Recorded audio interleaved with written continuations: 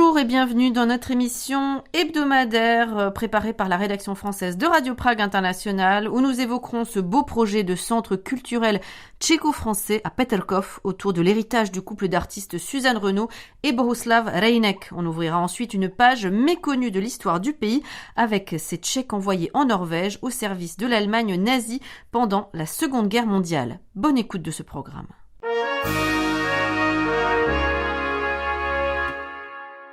Fin mai, l'État tchèque est devenu propriétaire de l'ancienne résidence du couple artistique tchéco-français Suzanne Renaud et Bohuslav Rejnek, située dans la région de Vysočina, dans le petit village de Petrkov, à quelques 120 km de Prague.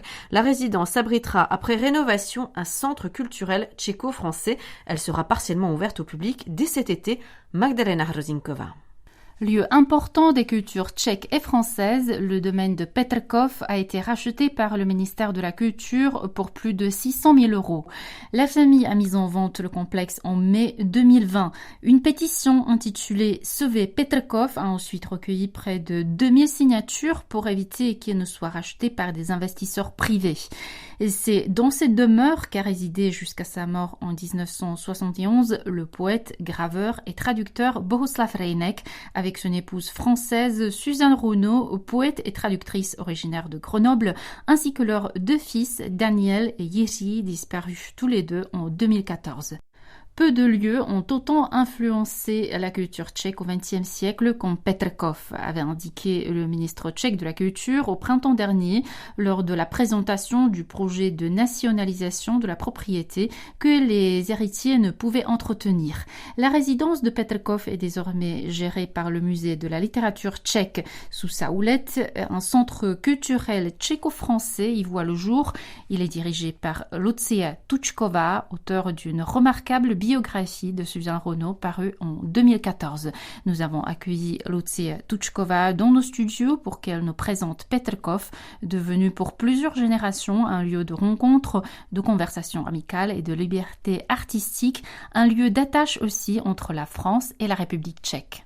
La maison de Petrkov, que l'on appelle en tchèque un ancien château baroque, mais il s'agit en réalité donc d'une grande maison qui était une ferme agricole il y a des années. Cette maison a un grand charme.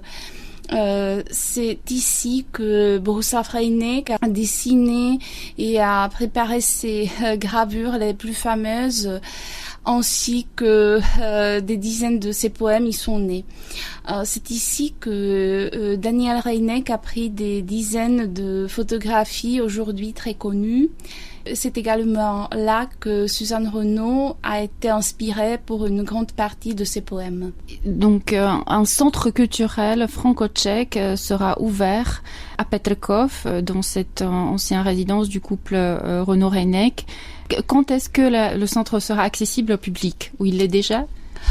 Donc il faut dire une chose, la maison nécessite de grands travaux. Donc aujourd'hui, l'état de la maison permet au musée de la littérature, qui donc a la maison en sa gestion, d'ouvrir pour le public seulement ponctuellement pour des rencontres que l'on appelle NT à Petrkov. Sinon, nous prévoyons des travaux de quelques années. Pendant ces années, il y aura toujours des rencontres, il y aura des expositions, par exemple, mais les travaux vont être très importants. Il y a par exemple un grand grenier qui devrait être adapté pour des ateliers d'étudiants, pour des travaux artistiques. Il y a également les alentours qui sont très importants de la maison. Donc maintenant, nous allons valoriser certainement le jardin et les alentours de la maison. Et pendant les journées d'été à Petrkov, seulement une partie de la maison va être accessible avec une exposition de František Nárovec, Les Rejnek à Petrkov, et avec une exposition du musée de la littérature, le musée de la littérature et Petrkov. Donc ces deux expositions qui vont avoir lieu partiellement également dans le jardin. Et dans le futur, qu'est-ce que vous envisagez d'organiser là-bas? Donc dans le futur, dans les années qui viennent, donc nous envisageons de continuer la tradition de la famille Reinecq, puisque la maison de Petrikov était très ouverte à tous ceux qui venaient. Déjà dans les temps de Bohuslav Reinecq et Suzanne Renaud, c'était des collaborateurs des Reinecq qui venaient, des éditeurs, des écrivains, des poètes par exemple. Il y avait des Français, des amis français qui venaient après 1948 voir Suzanne Renaud. C'était très rare, mais c'était des visites qui ont été très appréciées à Petrikov. Nous voulons continuer cette tradition de porte ouverte. Donc, nous allons organiser des rencontres d'étudiants, des enseignants des universités. Nous allons organiser, par exemple, des spectacles de théâtre, des rencontres autour de musique classique, mais également autour de botanique, par exemple, puisque la famille était très intéressée à tout ce qui était botanique, zoologie. Et on le voit très bien dans la traduction de Jiří Reinecq, appelé en français Michel, dans cette traduction de Francis Jam, ou encore plus de Henri Pourrat. Ses connaissances étaient excellentes dans ces deux domaines. Donc, pour cela aussi, je suppose que vous allez profiter donc justement du jardin de Petrikov pour ces événements. Puis, il faut dire une chose, la maison existe en tant que partie de son alentour. C'était un grand projet du musée de la littérature et je suis heureuse qu'il ait abouti.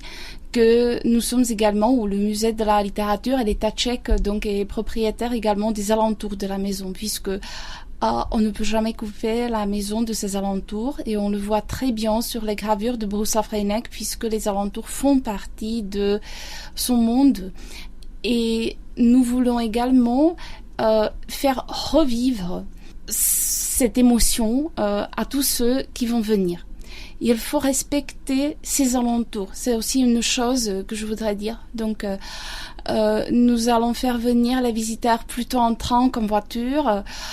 Nous allons également étroitement collaborer avec le village de Lipa, puisque Petrikov fait partie du village Lipa. Et nous devons absolument respecter les lieux et les alentours de la maison. C'est une chose. Et puis une autre chose, la maison est classée, donc c'est une maison historique et il faut respecter beaucoup de règles. C'est quelque chose qui va ralentir les travaux puisque il faut faire tout pour respecter le caractère d'une part et d'autre part pour profiter des lieux puisqu'il y a une grande partie de bâtiments qui ne sont pas utilisés en ce moment. Et nous allons y mettre en place, si bien sûr nous avons les moyens, donc y mettre en place des lieux pour des visiteurs, pour des expositions et pour une salle de concert par exemple. Donc il y a de quoi profiter encore parce que dans la maison les chambres qui sont aujourd'hui les plus belles ne sont pas trop vaste. Donc il faut profiter également de ce qui est autour de la maison. Vous voulez attirer aussi des visiteurs français, francophones? Vous avez pensé à ça? Absolument, puisque nous avons prévu y créer un centre donc franco-tchèque ou tchéco-français. Grâce aux relations avec la France de Suzanne Renaud et de Bohuslav Reinecq, c'est une chose absolument importante. Il y avait toujours des relations avec des écrivains, avec des artistes, et nous voulons continuer, pas seulement montrer ce qu'il y avait des années avant, mais créer de nouvelles relations, de nouvelles traditions, et créer un dialogue entre l'art des années 20 et 30, par exemple, et l'art contemporain, puisque c'est aussi une chose qui caractérise pour moi Petrikov, un dialogue et une ouverture. Et vous, personnellement, vous vous souvenez de votre première visite à Petrikov? Vous avez connu les fils, Daniel et Jiří, Michel? Oui, je me souviens très bien, comme tous, je dirais, tous qui sont venus à Petrkov se souviennent très bien de leur première visite. Donc, je pense que c'est quelque chose de très personnel parce que Petrkov est un lieu splendide. Hier, nous y sommes allés avec des artistes qui préparent une exposition. Le premier coup d'œil et la première phrase, c'est splendide. Donc, c'est un lieu avec un grand charme. C'est le poète Zbigniew Hejda qui m'a présenté Daniel et Michel Reynek à Prague. Et quelques jours après, je suis allée pour la première fois. Et je me souviens très bien de l'ouverture de l'esprit qui m'attendait là et de la porte ouverte. Et c'est quelque chose qui m'a tellement touchée que déjà je connaissais l'œuvre de Suzanne Renaud avant, que je me suis décidée absolument qu'il fallait faire quelque chose. Je ne savais pas encore ce que c'était. Et puis nous avons continué avec les recherches dans les archives de la famille. Et nous avons amené donc ce travail jusqu'à la fin, jusqu'au livre Suzanne Renaud, Petrkov 13. Mais il faut dire que c'est un grand travail également de Daniel et Michel, de leur ouverture. Et c'est quelque chose qui m'a tellement touchée qu'aujourd'hui encore, je vois ma première visite à Petrkov. Mais c'est comme tout le monde. Tout le monde a été tellement touché que on a besoin de revenir à Petrkov et c'est aussi que l'on veut tenir un peu la porte ouverte, même si il y a des travaux à faire et d'importants travaux à faire. Le destin des 1300 Tchèques envoyés en Norvège au service de l'Allemagne nazie pendant la Seconde Guerre mondiale était jusqu'en 2015 passé sous le radar des historiens. Mais à la faveur de l'ouverture des archives, c'est dans une enquête un peu folle que s'est lancée une équipe de chercheurs de l'Université Charles de Prague en partenariat avec l'Université de Trondheim en Norvège. Depuis 2 ans, ils tentent de raconter le destin de ces hommes en retrouvant les familles des survivants uniquement à partir d'un nom et d'une date de naissance. À la tête de ce projet, la professeure Vendula Hingarova, Thibaut Maillet l'a rencontré dans les locaux de la faculté de philosophie à Prague. Josef Lebl se narodil v roce 1922 jako čtvrté ze 6. Josef Lebl est né en 1922 dans un village à l'ouest de Prague. 4e enfant d'une fratrie de 6, il grandit dans une famille paysanne. En 1939, il suit une formation de vendeur et commence à travailler dans un magasin à Černošice. Le 2 novembre 1942, il est appelé avec nombre de ses pairs à travailler pour le Reich. On l'envoie d'abord à Berlin, où une semaine plus tard, il apprend qu'il a été affecté au service de l'entreprise Georg Wendel, une firme allemande basée à Trondheim, en Norvège. Un mois plus tard, le voilà sur place. Il est successivement ouvrier, auxiliaire, soudeur et installateur de ventilation. Lui et sa vingtaine de camarades d'infortune tchèques sont supervisés par 4 contremaîtres allemands et travaillent à la construction des bunkers allemands. Après 2 ans de travail en Norvège, il est renvoyé en Allemagne en 1944 et rentre en Tchécoslovaquie où il se cache quelque temps avant de reprendre une vie normale. En 1949, il épouse Jarmila. Ensemble, ils ont 3 enfants. Josef Lebl meurt en 1991 à l'âge de 69 ans. Selon sa fille, il aurait voulu revoir la Norvège. Il parlait couramment le norvégien et s'y était fait de nombreux amis avec qui il a entretenu une riche correspondance.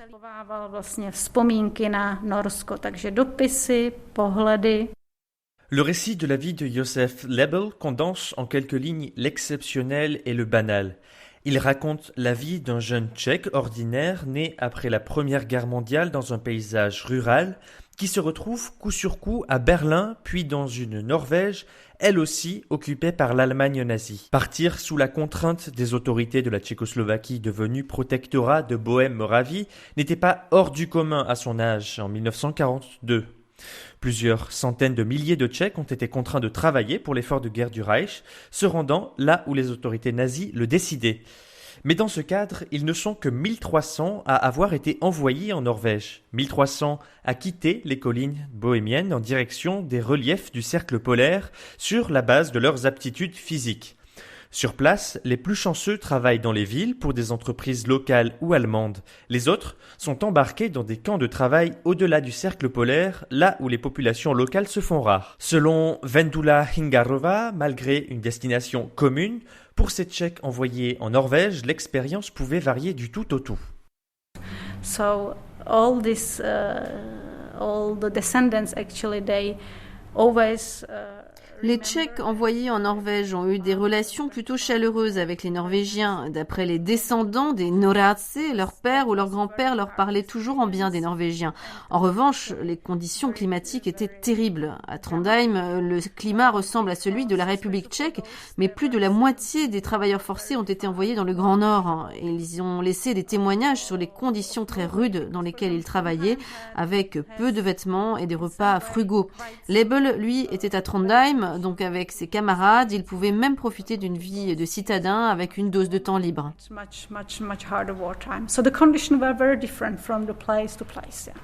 La Norvège n'a pas eu à subir les bombardements massifs de la Seconde Guerre mondiale. Selon Vendula Hingarova, pour eux, le plus dangereux était sans doute le trajet de retour vers la Tchécoslovaquie à travers l'Allemagne, lors des quelques congés qui leur étaient accordés. Seule une dizaine de Tchèques n'ont pas survécu à leur exil, le plus souvent à cause d'accidents du travail. Si le travail forcé lors de la Seconde Guerre mondiale est désormais plutôt bien documenté, le destin des Noradsi était jusqu'à récemment encore flou. Le terme même Noradsi est d'ailleurs inconnu de la grande majorité des Tchèques. Il s'agit d'un néologisme créé par les survivants quelques années après leur retour pour se désigner entre eux. Si de leur côté leurs souvenirs sont restés vivaces jusqu'à ce que le dernier des survivants s'éteigne, il aura fallu attendre donc 2015 et une vague de déclassification d'archives en Norvège pour que le sujet attire l'attention d'historiens. Commence alors une collaboration entre les historiens norvégiens et leurs homologues tchèques afin de créer une base de données qui recense les 1300 identités. Grâce au fonds d'une bourse cofinancée par la Norvège, l'Islande et le Liechtenstein, Vendula Hingarova a pu engager un véritable travail d'enquête à la recherche des familles et de leurs archives. Si aucun des Noradsi n'est encore en vie, les documents ne manquent pas dans les greniers de leur famille. Pour les historiens, il s'agit d'une véritable mine d'or que pour leur personne n'avait songé à rassembler. Le soutien des familles est d'autant plus essentiel que les documents tirés des archives ne disent pas grand-chose de plus que des noms, germanisés pour beaucoup, et quelques informations succinctes. En employant des méthodes parfois originales, la base de données ne cesse de s'enrichir et chaque semaine, au moins une nouvelle famille se signale. Vendula Hingarova raconte avoir récupéré les adresses inscrites sur les dossiers des survivants et, il y a quelques semaines, envoyé des lettres à plusieurs centaines de ces adresses, souvent dans de petits villages. Les chercheurs espéraient que la maison appartienne toujours à la famille ou que le facteur sache où elle se trouve désormais. Selon Vendula Hingarova, cette méthode a porté ses fruits puisque les chercheurs ont déjà reçu quelques réponses. L'intérêt entre famille et historiens est d'ailleurs souvent réciproque et le cas de Josef Lebel l'illustre de la meilleure des manières. Les historiens ont pu tirer profit de son journal intime extraordinairement détaillé qui, jusqu'il y a peu, dormait dans un carton avec une quantité d'autres documents. Sa fille, qui a pris contact avec les historiens, a pu faire traduire les lettres en norvégien et découvrir la liaison épistolaire de son père avec une Norvégienne rencontrée à Trondheim. L'enjeu est enfin mémoriel, ni héros ni collabo. Les Tchèques contraints au travail forcé sont dans une situation qu'il a longtemps été difficile d'appréhender sur le plan historique. Sous quel angle faut-il regarder ces hommes qui ont participé contre leur gré à l'effort de guerre allemand ? Si l'historiographie a largement dépassé le schéma simpliste résistant contre collaborateurs, un livre en préparation pour l'automne et une exposition en cours de montage sur les Noradsi ne devraient pas être de trop pour faire découvrir un pan méconnu de la Seconde Guerre mondiale et le destin hors norme de cette poignée de Tchécoslovaques embarqués bien loin des berges de la Vltava en même temps que leur pays sombrait dans le brouillard. C'est la fin de cette émission hebdomadaire préparée par toute la rédaction française de Radio Prague International. Merci de l'avoir suivi. L'actu tchèque en français, c'est également sur les réseaux sociaux. N'hésitez pas à aller consulter notre compte Twitter ou notre page Facebook. Merci à toutes et à tous de votre fidélité. Bon vent et ahoy!